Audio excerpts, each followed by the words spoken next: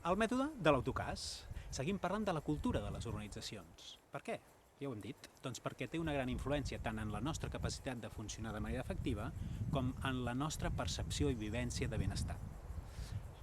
Vam veure que hi havia diferents models, diferents paradigmes, diferents cultures, diferents tipus d'organitzacions, que a la base hi havia les vermelles, seguien les ambre, seguien les taronja, seguien les verdes, i avui arribem a un paradigma emergent, que és el turquesa o til.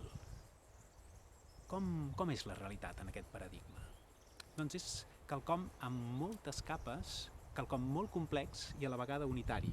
Si el món vermell és simple i en present continu, el món ambre és cíclic, el món taronja és un món per ser controlat, el món verd és un món d'antagonismes i diferents grups en confrontació, el món til abarca totes aquestes dimensions, les considera totes necessàries i en segons el moment intenta transitar de l'una a l'altra en funció de la necessitat.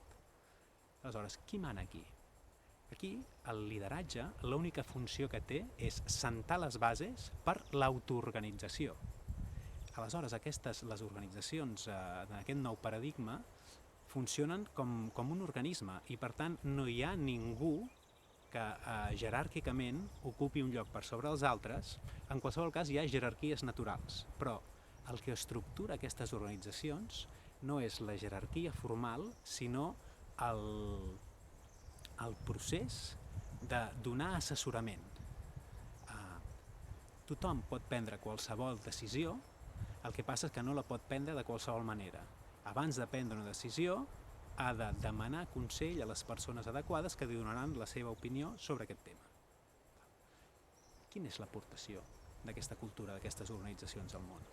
Justament l'autoorganització, la idea d'un propòsit que guia les organitzacions i guia les persones, un propòsit que va evolucionant amb el temps, i la idea de plenitud com a ruta, com a manera de viure la vida i de portar al món.